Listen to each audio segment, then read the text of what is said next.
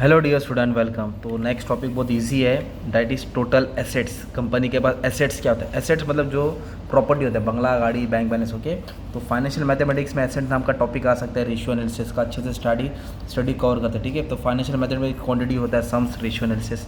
तो total asset, okay. तो हर business में एसेट होता है। एसेट्स का 3 पार्ट चीला है, fix asset, investment, current asset. Okay, तो फिक्स एसेट को पहले पढ़ते हैं। तो फिक्स एसेट वो एसेट होता है जो लॉन्ग टर्म के लिए कंपनी में इस्तेमाल होता है, राइट। जो कंपनी इन्वेस्ट करती है ना, तो फिक्स एसेट को इन्वेस्टिंग एक्टिविटी भी बोलते हैं, राइट। जैसे land and building, plant and machinery, furniture. तो fix asset are 2 type, tangible और इंटेंजिबल।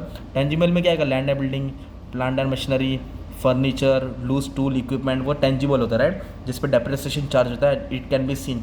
तो कुछ एसेट इंटेंजिबल होते हैं जिसको हम लोग देख नहीं सकते, पर वो एसेट्स होता है, राइट। तो इंटेंजिबल एसेट्स क्या होता है? Like goodwill, copyright, trademark, patents, है ना, ये इंटेंजिबल एसेट होता है। तो ये हो गया फिक्स एसेट का 2 पार्ट्स।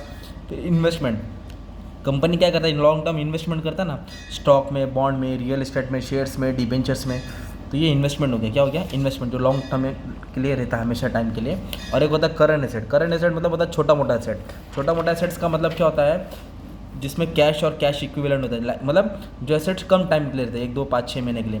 तो current asset are of 2 type, quick और नॉन क्विक। क्विक एसेट वो जो तुरंत कैश में जनरेट करेगा, तो जिसमें जो तुरंत कैश में कन्वर्ट होता है, debtor, bill receivable, cash balance, bank balance.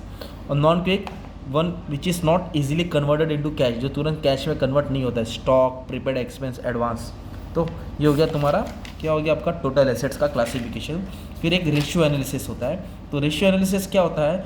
जो फाइनेंशियल स्टेटमेंट को स्टडी करके, एनालाइज करके बताता है कि कंपनी का रिलेशन क्या चल रहा है, जिसमें अलग अलग लोग क्या करते हैं, मीन्स अकाउंटिंग रेशियो होता है जिससे फाइनेंशियल पोजीशन जज किया जाता है, जो इन्वेस्टर, मैनेजमेंट, बैंकर सबको काम आता है, ओके। और एफिशिएंसी चेक करते हैं, बिजनेस कितना अच्छे से चल रहा है, क्या कमज़ोरी है, इससे फ्यूचर प्लान बना सकते हैं। फिर कंपेयर कर सकते हैं ना हम लोग कि क्या करना है, क्या नहीं करना है।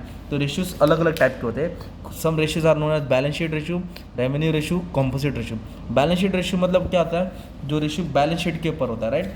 जैसे कि बैलेंस शीट दिख रहा है, इसके ऊपर जो रेशियो सॉल्व किया जाएगा उसको बोलते हैं बैलेंस शीट रेशियो। उसके ऊपर मैंने पूरा सम सॉल्व करते हैं, यू कैन चेक। तो बैलेंस शीट रेशियो में नाम डाल दो, current ratio, quick ratio, proprietary ratio, debit equity.